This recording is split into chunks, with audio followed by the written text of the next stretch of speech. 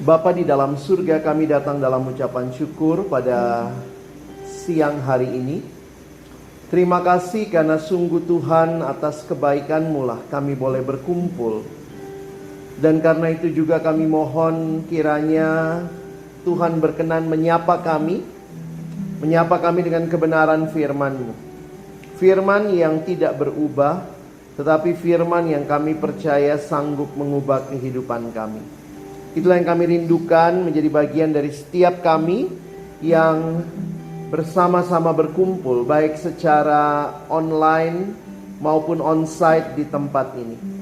Tuhan menyatakan kehendak-Mu, Tuhan yang kembali mengaruniakan semangat bagi kami untuk mengerjakan pemuridan di tengah-tengah kehadiran kami sebagai pra-alumni, sebagai alumni ya Tuhan. Terima kasih. Waktu ke depan kami persembahkan ke dalam tangan kasih-Mu. Dalam nama Yesus kami berdoa dan menyerahkan pemberitaan firman-Mu. Amin. Shalom. Selamat siang ya teman-teman sekalian. Rasanya ke Bogor lagi gitu ya. Baru minggu lalu gitu ya. Ya, bersyukur buat kesempatan ini boleh melayani. Dan hari ini kita akan bicara satu tema yang tentunya bukan hal yang baru. Tapi saya menyadari bahwa banyak hal yang mungkin tidak baru sama sekali, tapi perlu terus diingatkan. Apalagi kalau di Perkantas ini core bisnis kita begitu ya. Sama seperti saudara naik pesawat. Mau sudah 1000 kali naik pesawat tetap aja ada peragaan cara menggunakan pelampung, cara menggunakan sabuk pengaman. Jadi itu bukan hal yang kita nggak tahu, tapi seringkali harus dikasih tahu ulang. Walaupun kadang-kadang kalau kita kecapean kita sambil tidur ya, terus pramugarinya begini-begini di depan pramugaranya. Saya ingat satu waktu pas pelayanan terus ada anak gitu ya, yang pas peragaan alat-alat itu anak balita kali ya. Mama, kapan pakai pelampungnya? gitu ya. Itu satu pesawat diem gitu ya. Karena kebayang gitu ya, pakai pelampung berarti emergency banget begitu ya. Nah, tapi mari kita menikmati kembali sesi ini untuk belajar apa yang menjadi kehendak Tuhan. Yang sudah lakukan, terus lakukan. Yang mungkin belum melakukan, mari kita sama-sama tergerak untuk melakukannya. Yang lagi malas mungkin pemuridannya, mari kita kembali digairahkan kembali. Kita akan melihat firman Tuhan. Hari ini ada banyak ayat yang bisa dibahas. Oh, nggak boleh jalan-jalan ya, karena kameranya begitu ya. Ada banyak ayat yang bisa dibahas. Saya memilih di dalam 2 Timotius ya. Hari ini kita akan melihat 2 Timotius 3 ayat 1-5. Lalu nanti kita langsung ke ayat 10 sampai ayat yang ke-17 ya.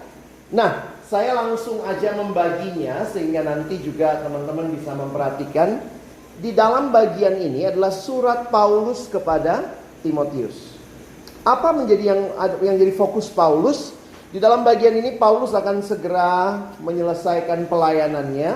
Dia mengingatkan bahwa sudah sampai di sinilah pertandingan, garis finish yang dia capai. Maka anak rohaninya Timotius yang harus melanjutkan pelayanan. Waktu itu Paulus menugaskan Timotius ada di jemaat Efesus. Ini sebuah jemaat kota besar, ya. Mungkin kalau bayangan kita Jabodetabeknya zaman itu di Asia Kecil. Asia Kecil atau yang biasa disebut Asia Minor. Nah, apa yang terjadi di situ? Ada begitu banyak situasi yang ada yang Paulus ingatkan kepada Timotius. Sekali lagi, Paulus tidak memberitahu apa yang Timotius belum tahu. Tetapi Paulus mengingatkan Timotius tentang kondisi yang ada pada saat itu. Jadi saya akan mengajak kita melihat ada 2 bagian, ayat 1-5 dan ayat 10-17. Saya baginya sederhana. Ayat 1-5 kita akan belajar kondisi zaman. Kondisi zaman di mana Timotius melayani, dan itu juga kondisi zaman di mana kita melayani. Yang kedua, apa yang Timotius butuhkan. Ya, jadi saya akan ajak kita mempelajari tentang pemuridan dari surat ini. Mari kita baca lebih dulu ayat 1 sampai ayat yang ke-5. Mari yang pria mulai baca. Kelihatan enggak? Ya, itu ketahuilah pada hari-hari terakhir. Oke? Laki-laki mulai membaca ayat yang pertama. Yang perempuan membaca ayat yang kedua. Kita bergantian sampai ayat 5 ya. Oke, laki-laki mulai 1, 2, ya. Ketahuilah bahwa pada hari-hari terakhir akan datang masa yang sukar.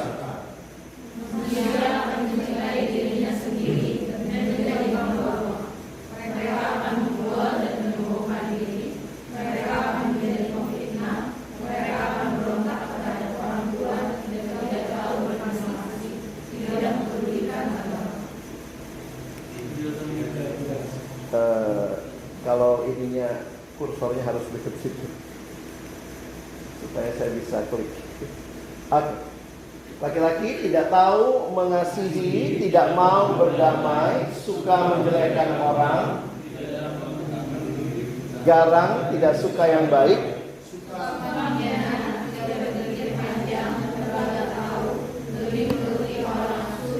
sama-sama ya.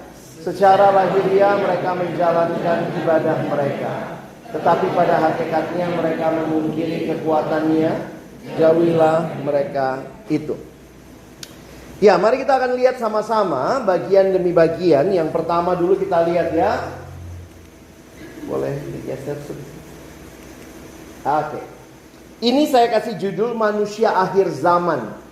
Bagaimana kondisi yang terjadi di dalam ayat 1 sampai ayat yang kelima. Kalau kita perhatikan tadi, Paulus mengatakan ketahuilah. Ini yang saya bilang tadi, bukannya Timotius belum tahu, tetapi ini sesuatu hal yang mengingatkan bahwa pada hari-hari terakhir akan datang masa yang sukar. Di dalam bahasa Yunani ada 2 kata yang dipakai untuk hari-hari terakhir. Jadi maksud saya begini, bedakan antara hari-hari terakhir sama hari terakhir. Kalau Alkitab bicara hari terakhir, Alkitab bicara last day, itu singular. Kalau Alkitab bicara last days, itu plural, maka itu bicara hari-hari terakhir. Apa bedanya? Hari terakhir itu yang biasa kita kenal dengan yang namanya kiamat. Itu bahasa teologianya parousia, kedatangan Kristus yang kedua kali. Itulah hari terakhir. Lalu kalau hari-hari terakhir, itu sebuah periode dari Yesus datang pertama kali sampai nanti dia datang kedua kali. Oke?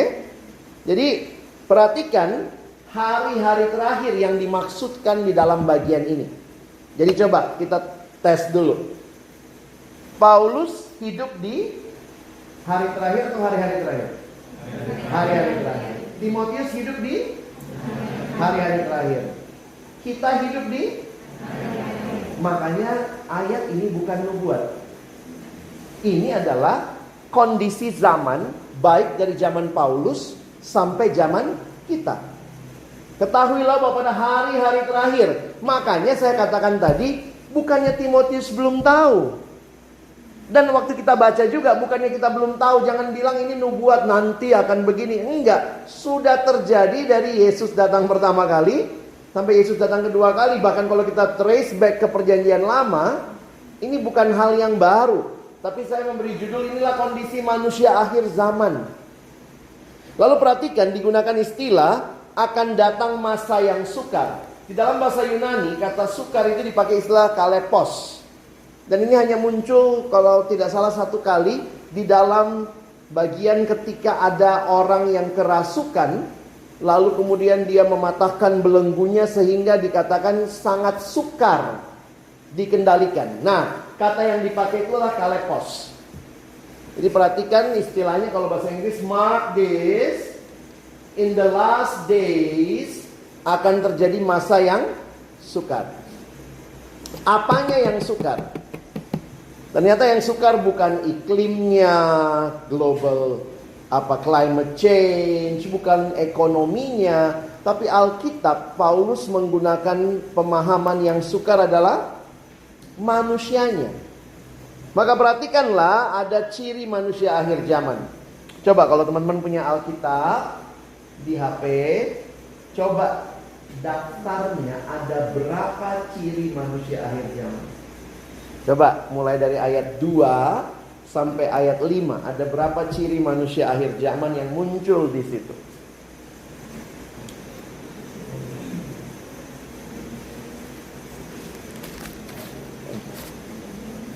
Ayo hitung-hitung dulu anak KTB. Ada berapa ciri manusia zaman akhir?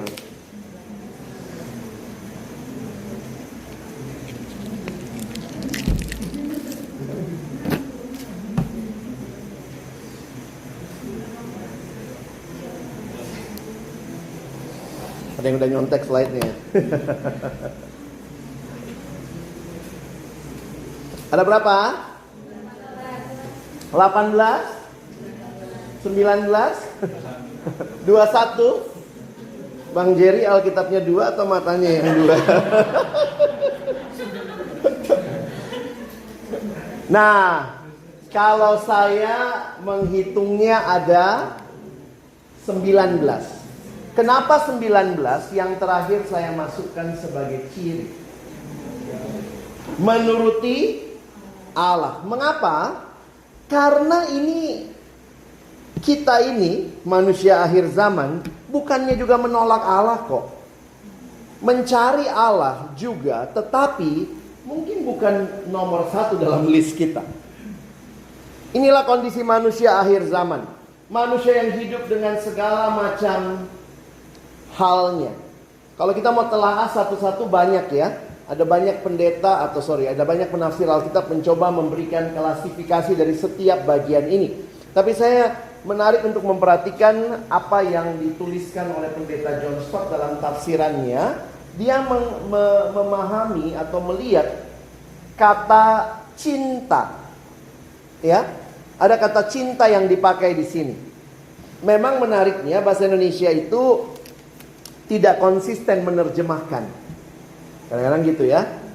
Jadi sebenarnya kalau teman-teman perhatikan, 2 ciri pertama itu kata kuncinya cinta. Jadi manusia akan mencintai dirinya sendiri dan mencintai uang. Nah, Indonesia langsung menerjemahkannya menjadi hamba uang. Lalu perhatikan 2 ciri terakhir juga sebenarnya bahasa aslinya pakai kata cinta. Berarti ini apa? Cinta, hawa nafsu, yang terakhir cinta Allah. Jadi sebenarnya menarik memperhatikan bahwa ada 15 ciri yang diapit oleh 2 di depan, 2 di belakang, membentuk 19. Dan menariknya, nah ini generalisasi ya, semua yang ada di sini bersumber kepada 4 hal ini. Apa ciri manusia akhir zaman yang tidak suka dengan apa yang Tuhan mau? Sebenarnya cirinya adalah mereka sedang meletakkan cintanya pada hal yang salah. Oke? Jadi kalau kita lihat Alkitab NIV berbahasa Inggris menerjemahkannya lebih konsisten. Sehingga kalau lihat NIV begini: lovers of themselves, lovers of money, lovers of pleasures, and lovers of God. Jadi menarik untuk memperhatikan bahwa sebenarnya kalau kita perhatikan 4 hal ini bisa mewakili ciri yang digeneralisasi. Ada berapa ciri ya 4 ini? Adakah Tuhan dalam list ini? Ada. Tapi bukan yang terutama, bukan yang pertama, atau bukan yang satu-satunya. Sehingga perhatikan pertanyaannya, ciri manusia akhir zaman ini di dalam gereja atau di luar gereja? Nah, kalau lihat ayat 5, Paulus bilang begini, secara lahiriah mereka menjalankan ibadah mereka. Jadi ini bukan orang yang tidak beribadah, teman-teman. Ya. Bahkan mungkin boleh pakai istilah, ini bukan orang yang tidak kenal Tuhan sama sekali. Tetapi pada hakikatnya mereka memungkiri kekuatan ibadah itu. Berarti mereka memungkiri kekuatan Tuhan sebagai yang utama. Sehingga perhatikan muncul perintah dari Paulus bagi Timotius. Jauhilah mereka itu. Tentu apa yang harus dijauhi bukan orangnya ya, tapi kelakuan mereka. Nilai-nilai yang mereka ambil. Itu yang harus dijauhi. Kenapa? Karena Paulus nggak bilang Timotius balik kepada aku. Dia mau hanya mengingatkan bahwa Timotius tetap ada di kota metropolitan Efesus dengan kondisi zaman yang seperti itu. Tapi ingat, Timotius, kamu berbeda. Nah, menarik untuk memperhatikan bahwa inilah ciri dari manusia akhir zaman yang kalau kita bawa dalam konteks kita sekarang. Nah, teman-teman, kita bisa pikirin gini ya. Sejauh mana zaman ini mempengaruhi konteks kondisi saudara dan saya sebagai alumni atau pra-alumni Kristen? Karena kita hidup dalam dunia yang ya cinta uang, cinta nafsu, cinta diri, walaupun itu dibungkus begitu rupa ya. Ketika orang mencintai nafsu, dianggap apa ya? Saya kadang-kadang suka rasa bersalah juga jadi alumni gitu ya, terus mampir gitu ya, all you can eat gitu ya. Itu apa sih yang ditawarkan? Sehingga kita tuh kayak berusaha makan sebanyak mungkin. Kenapa? Ini lagi pas bisa makan sebanyak mungkin. Tapi jangan-jangan kita sedang mengentertain kerakusan kita. Terus kemudian ketika orang mencintai diri, sekarang ya me time, terus kemudian healing sendiri rasanya begitu ya. Ini generasi yang kadang-kadang saya bingung juga gitu. Khususnya kalau saya layani siswa, saya tanya sama mereka, kenapa? Ya butuh healing kak. Emang lu sakit apa? Nggak tahu. Lucu ya. Kalau kita bilang healing berarti ada yang sakit kan. Tapi orang nggak tahu sakitnya apa. Healing, pokoknya healing. Sehingga ke Indomaret dianggap healing. Ke Indomaret dandan gitu ya. Saya bilang kenapa Indomaret itu, kenapa bisa dibilang tempat healing? Karena terang ya. Kalau kalian depresi-depresi di kosan gitu, di rumah gitu ya, pergi ke Indomaret, terang banget lampunya. Gitu ya. Itu menyejukkan loh. Terapi ya. Nah, mari kita waspada, banyak hal yang terjadi. Apalagi kan dosa di dalam dunia alumni dibuat menjadi sebuah eufemisme yang menarik gitu ya. Orang bilang selingkuh. Apa itu? Selingan indah keluarga utuh. Enak banget loh. Lalu selingkuh itu apa? Bahasa Alkitabnya apa? Berzina. Tidak ada kata lain. Tapi sekarang kalau berzina itu, ih tante itu berzina loh. Ih kasar banget bang. Tantenya selingkuh. Oh, selingkuh kayaknya it's okay, no problem. Gitu kan? Dasarnya ya sama, berzina, nggak ada kata lain di Alkitab. Jadi mari perhatikan, jangan-jangan zaman ini sedang mempengaruhi kita dengan berbagai nilainya. Teman-teman alumni juga harus sadar begitu ya. Dulu kenapa kita nggak bikin dosa itu? Karena mungkin dosa itu kan biasanya 3 hal ya. Ada keinginan, ada fasilitas, ada kesempatan.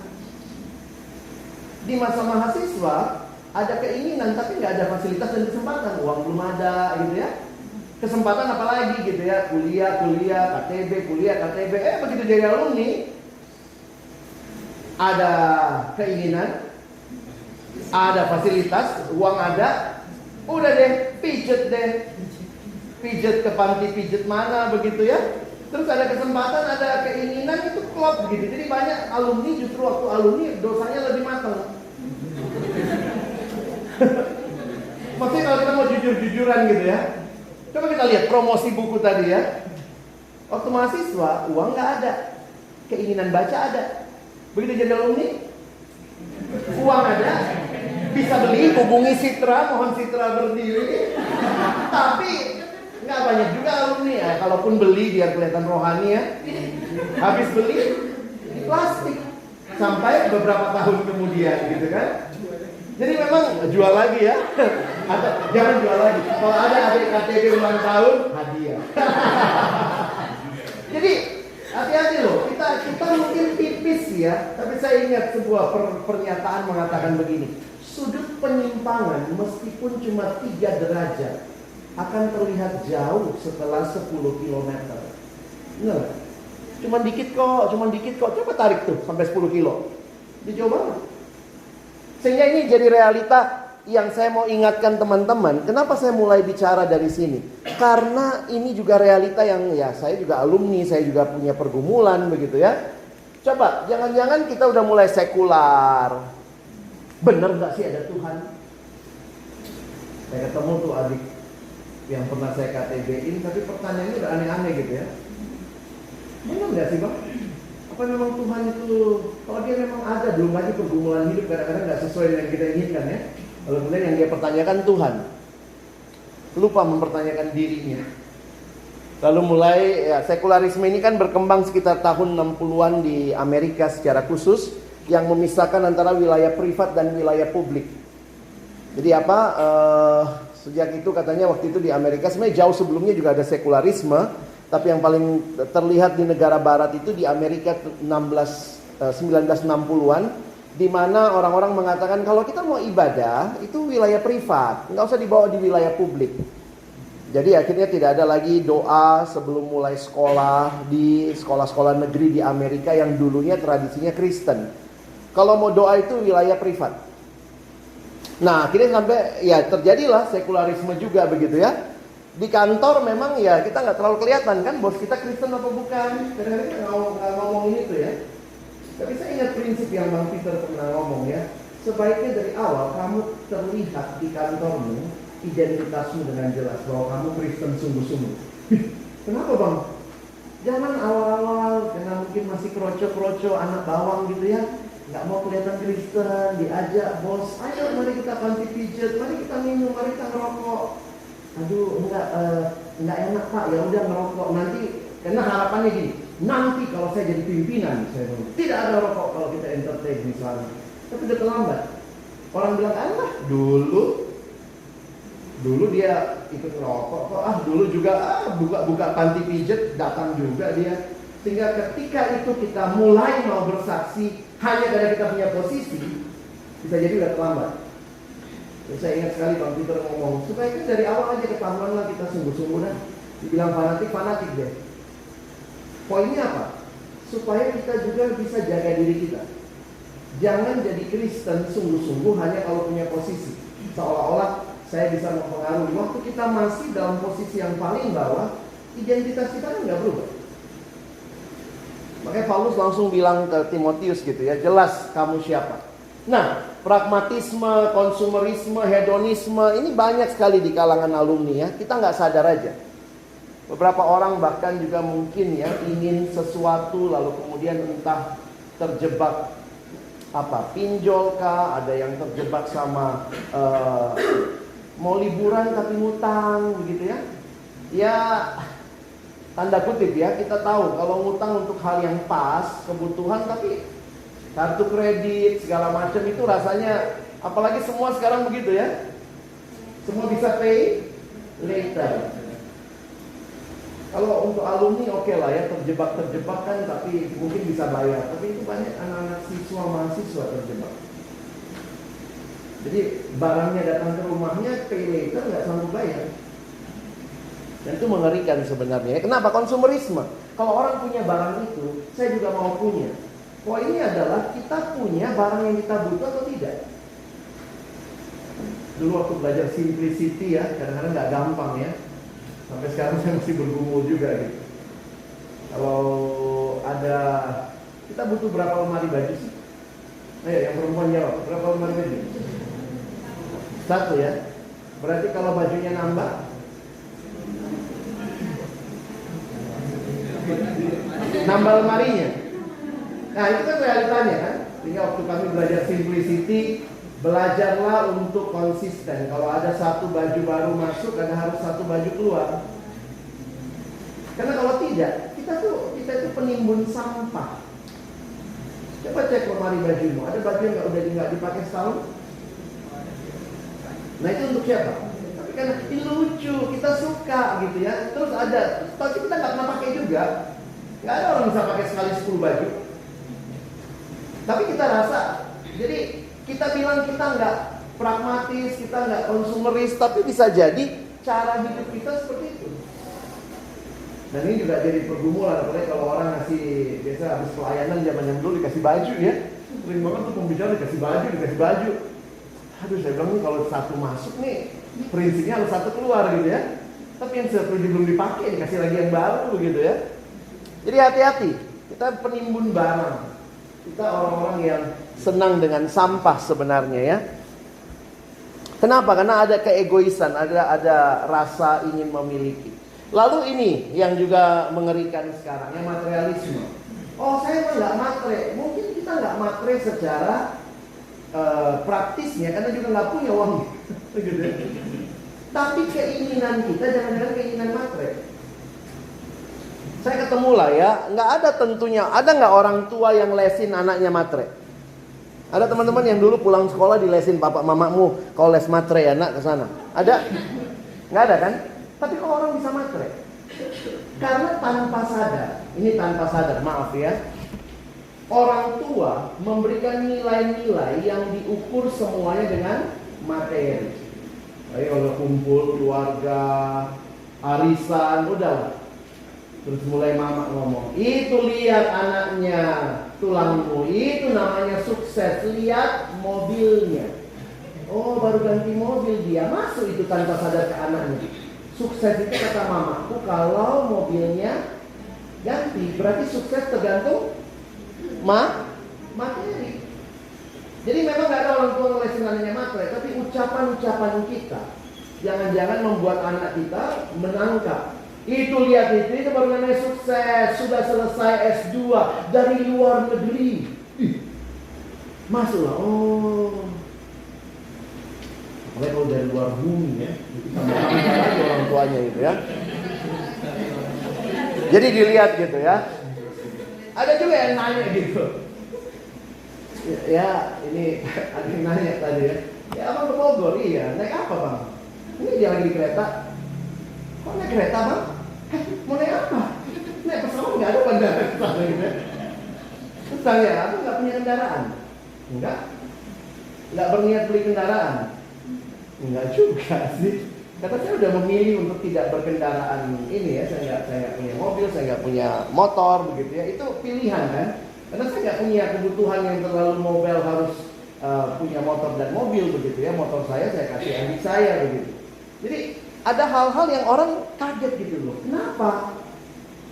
Karena begitu jadi alumni yang harus dikejar adalah punya rumah, punya kendaraan.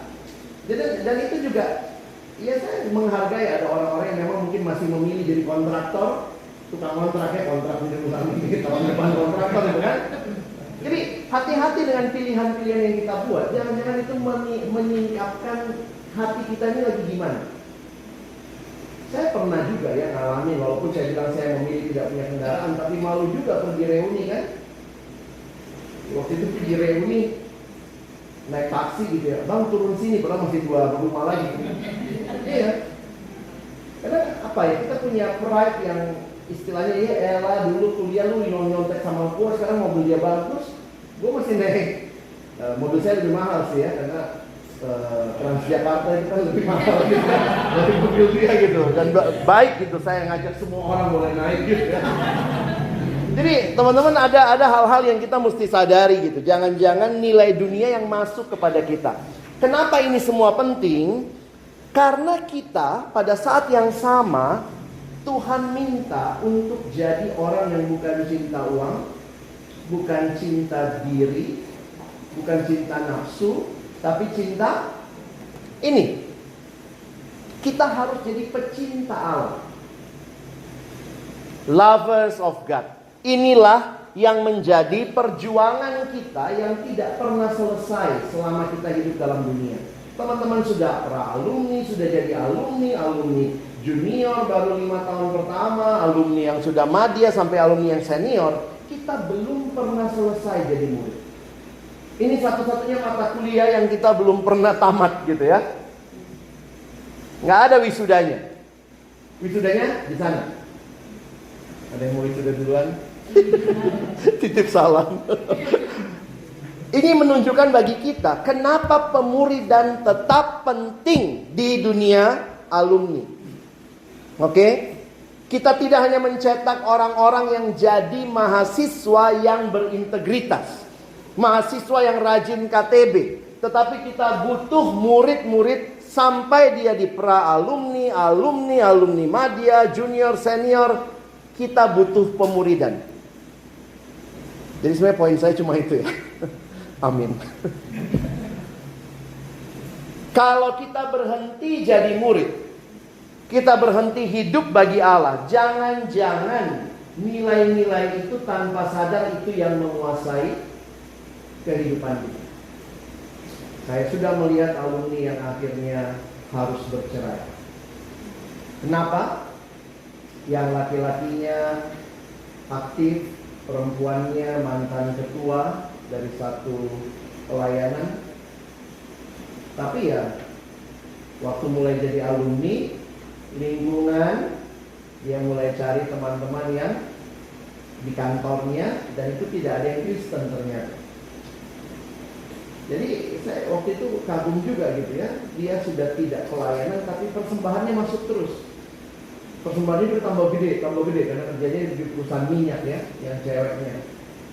Ternyata singkat cerita uangnya datang tapi dia KTB nggak ikut, di Jakarta PAKJ nggak ikut, persekutuan ada KTB juga dia nggak ikut, tapi di pekerjaan bagus banget.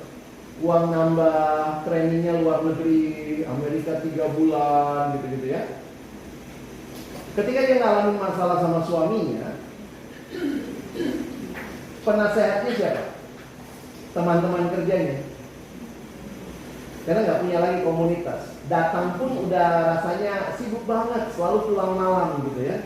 Pekerjaan itu pilihan kok ya. Kalau pekerjaan bikin kita jauh dari Tuhan, jauh dari komunitas, saya pikir yang kita harus pilih adalah Tuhannya dan komunitasnya ketimbang sekadar pekerjaan. Kalau kita mau timbang-timbang begitu ya. Tapi ya waktu itu akhirnya dalam pergumulan training di luar negeri, ketemu cinlok 3 bulan di Amerika sama yang bukan suaminya, teman kerja. Lalu merasa, saya kok dapat sesuatu yang saya tidak dapat dari suami saya setelah kami menikah bahkan pacaran sekian lama. Apa usulan teman-temannya? Ikuti hatimu, follow your heart. It's your time untuk bahagia. Ikutin hatimu. Ya, ikutin hati, selingkuh terjadi. Karena nasihat teman-temannya, follow your heart, nggak ada itu. Alkitab nggak pernah bilang follow your heart. Alkitab bilang hatimu sudah tercemar dosa. Follow God's word. Ikuti firman Tuhan.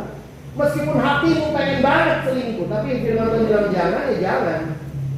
Nggak ada itu nilai follow your heart. Tapi sekarang alumni rasanya ya follow my heart begitu ya. Kalau ikut anak-anak Tuhan, pokoknya tahan dirimu. Kalau ikut Tuhan, kayaknya Tuhan nggak mau buat senang. Minta ketemu sama saya dan istri, kami konseling, saya bilang ini udah parah ini.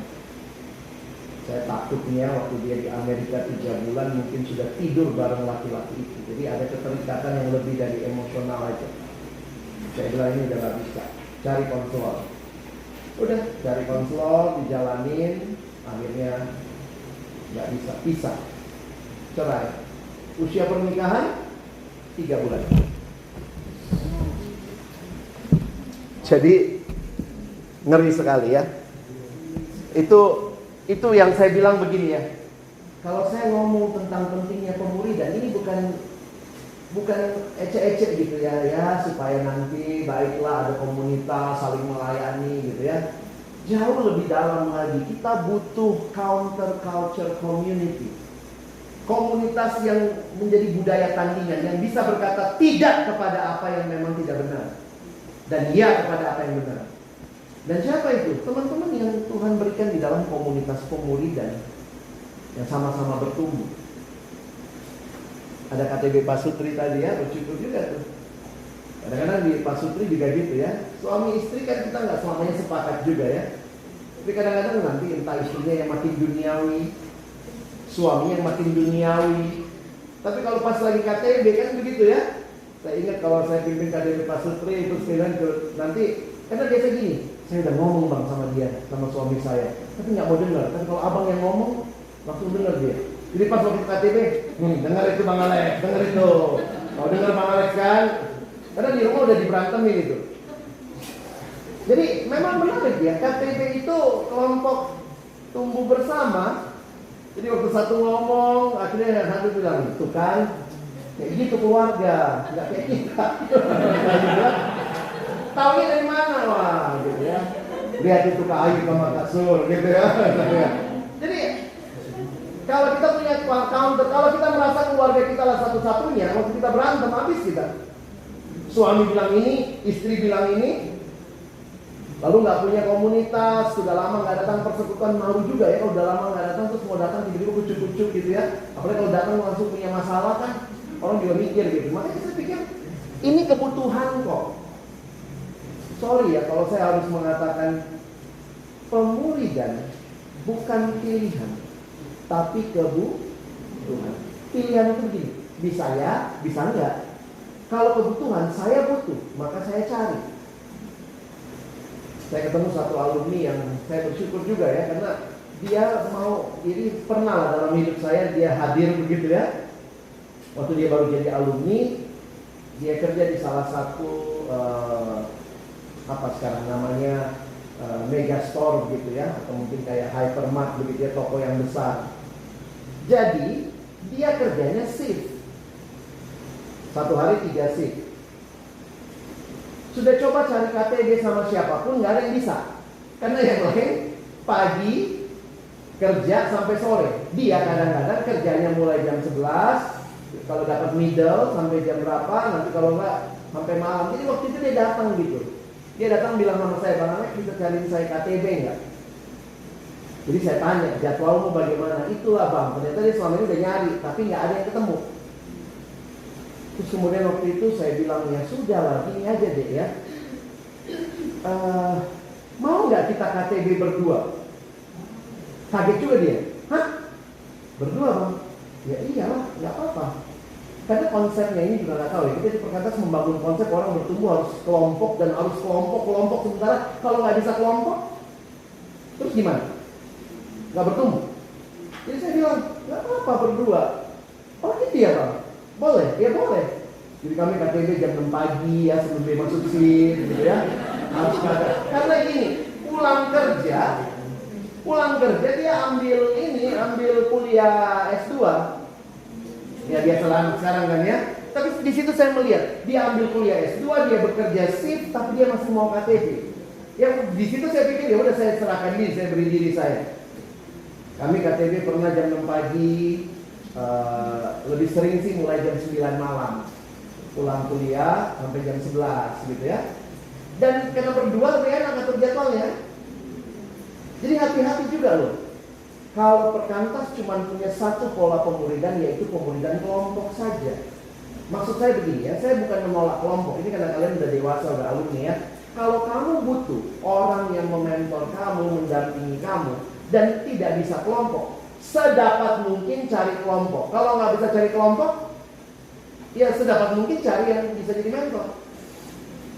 Ada satu alumni lagi, ya itu kan satu pola ya. Ada satu lagi yang dia pernah datangin saya. Dia bilang, Kak, gimana ya?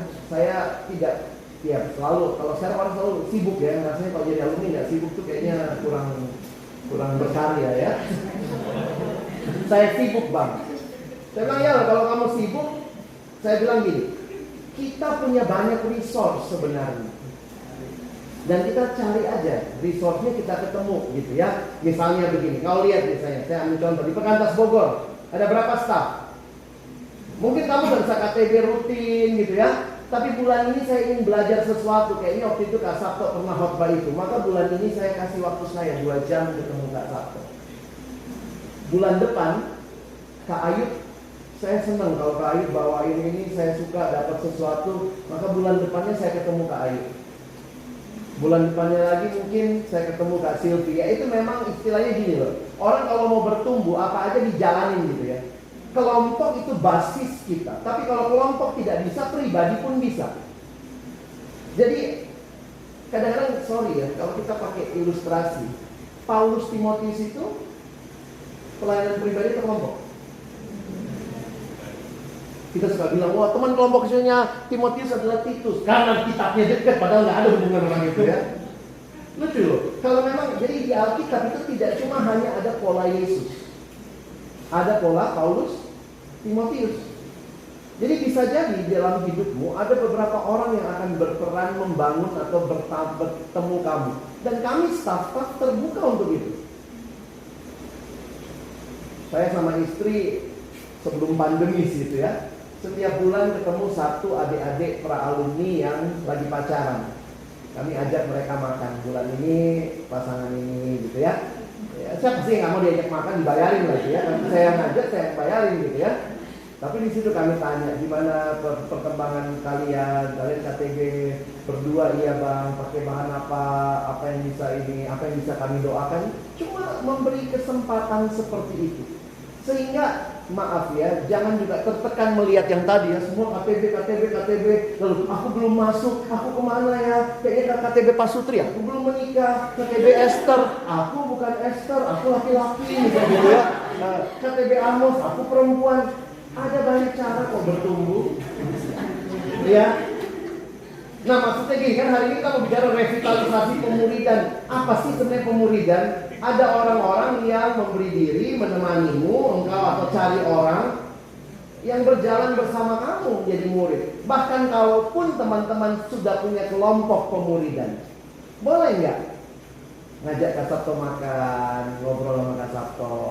Gitu. Boleh dong, Kak Sabto pasti terbuka ya kok makan. Jadi sebenarnya ada banyak orang di sekitar kalian yang bukan kelompok pun itu bisa jadi cara Tuhan menolong kamu bertumbuh. Kamu rasa, aduh saya ini ibu muda, belajar dari Kak Sur, gimana ya jadi ibu, bagaimana membesarkan anak.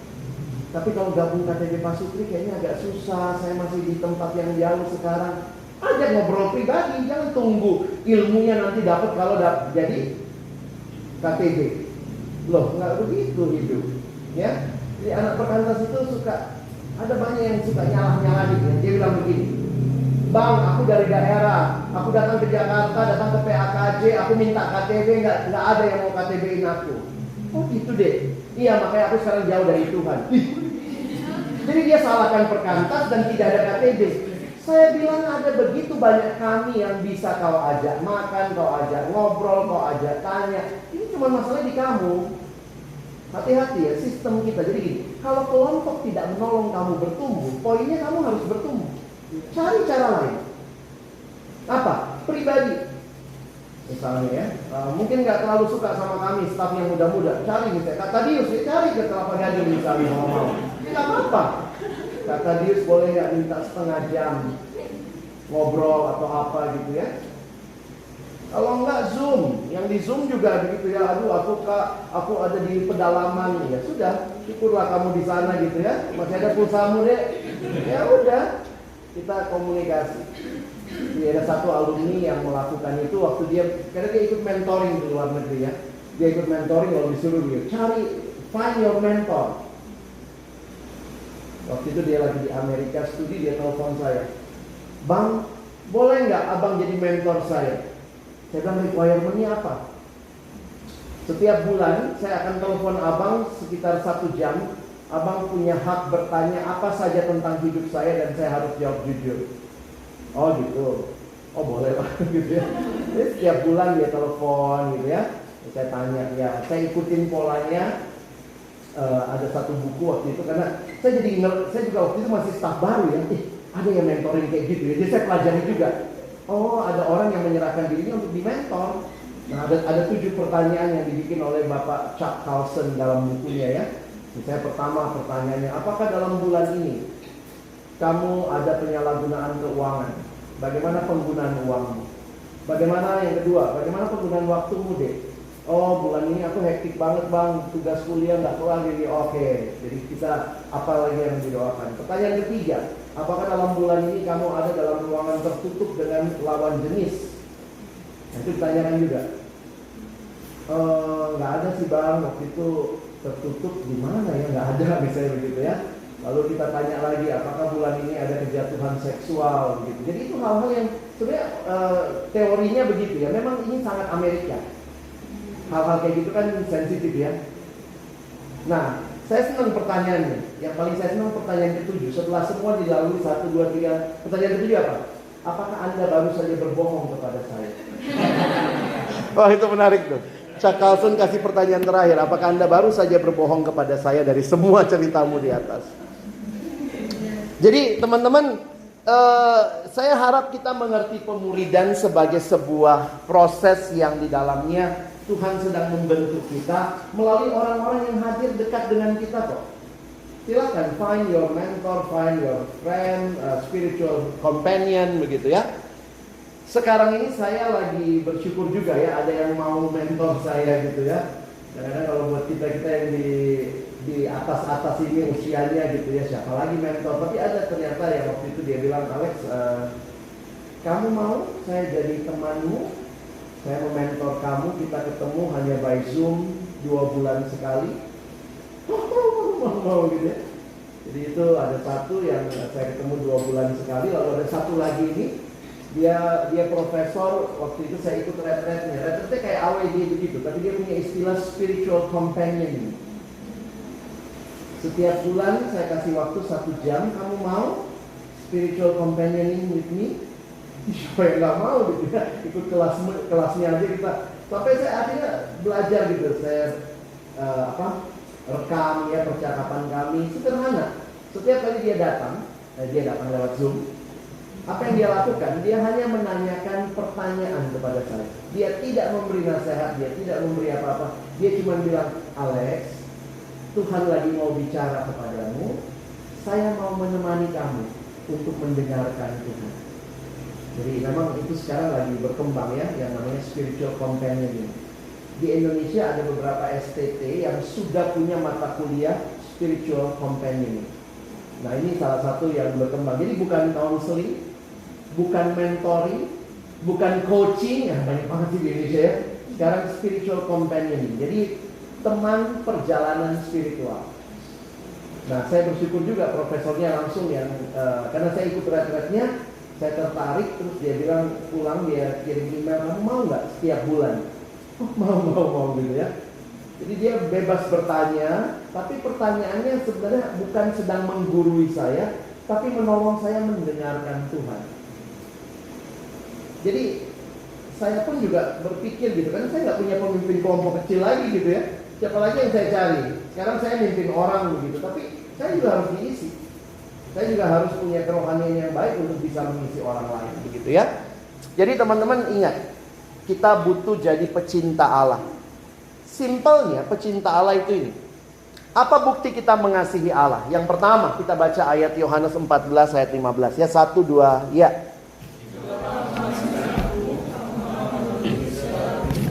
Kalau kamu mengasihi aku, kamu menuruti segala perintahku. Jadi bukti kita mengasihi Allah adalah ketaatan. Yang kedua, apa bukti kita mengasihi Allah? 1 Yohanes 4 ayat 11, 1, 2 ya.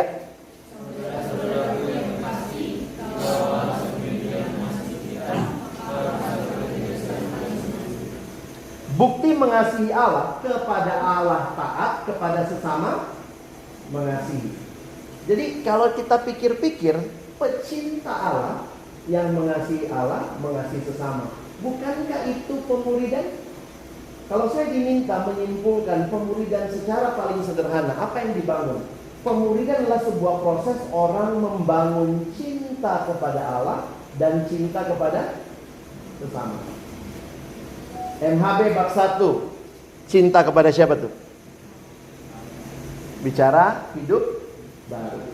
Bab 2, saat teduh kepada Allah. Bab 3, doa kepada Allah. Bab 4, PA kepada Allah. Bab 5, hidup bersama.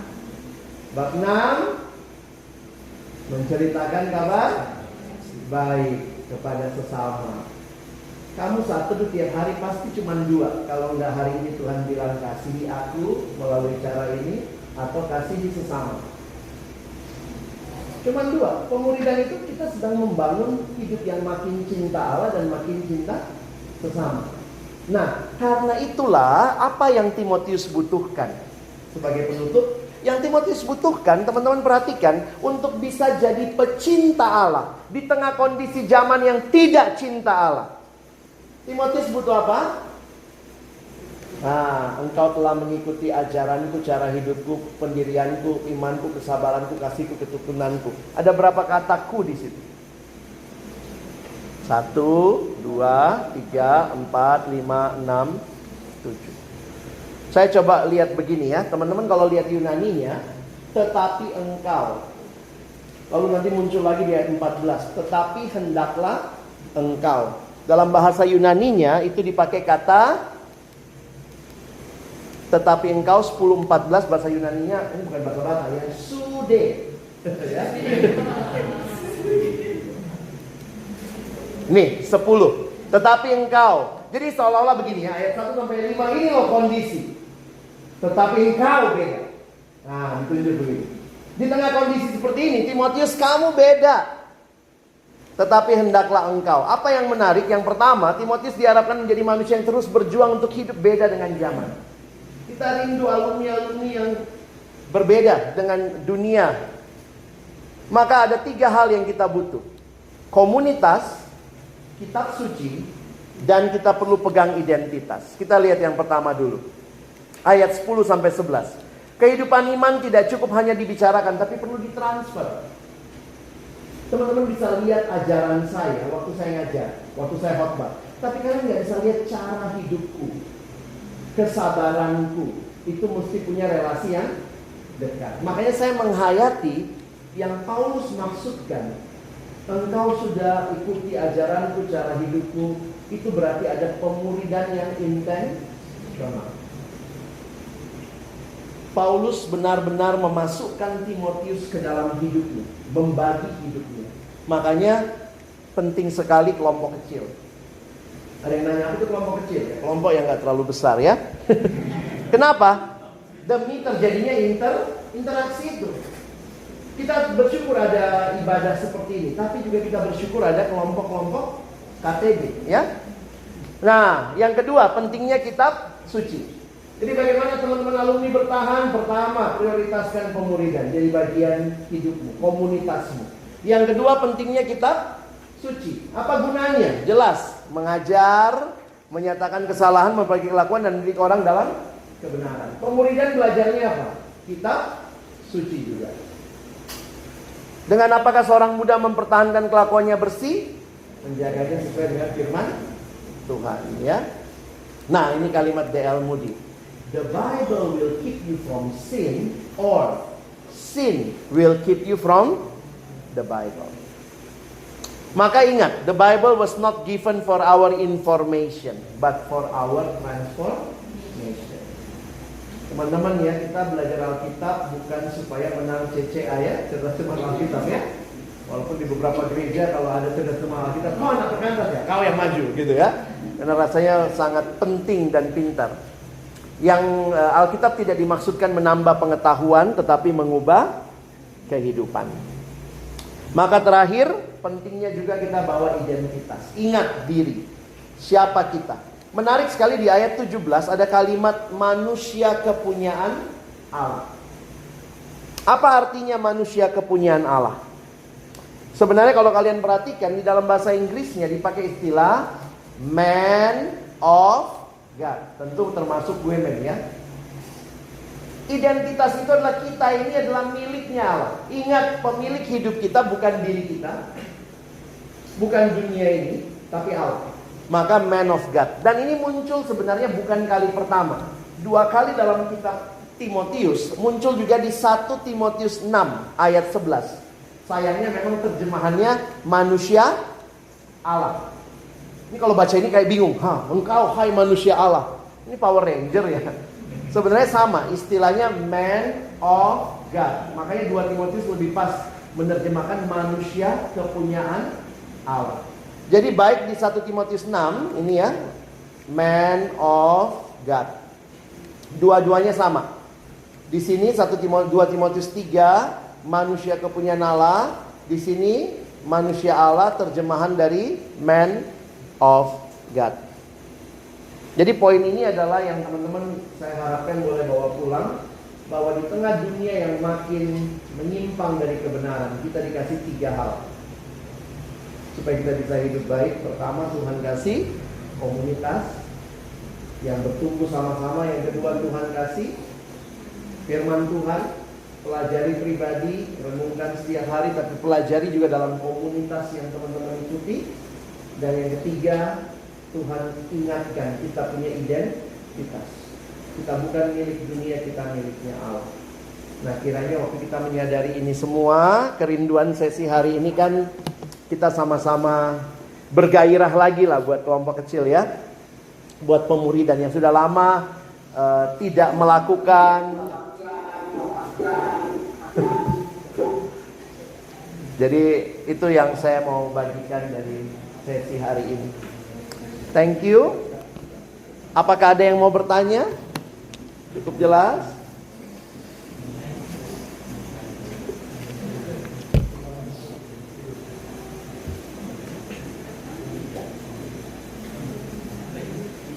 Semoga bisa dipahami, dan teman-teman yang di Zoom juga kalau ada pertanyaan, nanti kan ada kelompok juga, teman-teman bisa diskusi nanti ya.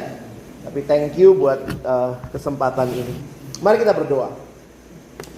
Tuhan Yesus, terima kasih kesempatan demi kesempatan Tuhan berikan untuk menggairahkan kami kembali. Makin dunia ini menarik dengan segala nilai-nilainya, makin pemuridan menjadi kebutuhan utama, supaya kami hidup berpegang pada kebenaran-Mu. Kami berpegang pada kehendak-Mu. Karena itu hamba berdoa, tolong saudara-saudaraku, kami semua untuk benar-benar memprioritaskan hidup sebagai murid pecinta Allah, yang terus bertumbuh dalam kasih kepada Allah dan bertumbuh dalam kasih kepada sesama. Tolong kami pada akhirnya bukan cuma jadi pendengar firman, tapi jadi pelaku firman. Gairahkan lagi kelompok-kelompok pemuridan, KTB-KTB, baik yang sudah terbentuk, yang sudah berjalan, tetapi gairahkan semangat untuk kami mau jadi murid. Dan ada begitu banyak orang-orang yang Tuhan hadirkan di sekitar kami, baik mereka yang ada di KTB kami maupun lintas KTB, orang-orang yang kami tahu mengasihi Tuhan. Kami juga bisa datang, bisa ngobrol, bisa minta didoakan, bisa bersama-sama menikmati bertumbuh di dalam Tuhan. Terima kasih buat kesempatan ini. Sekali lagi kami mohon tolong kami bukan cuma jadi pendengar firman, tapi jadi pelaku firman. Dalam nama Yesus kami berdoa. Amin. Thank you.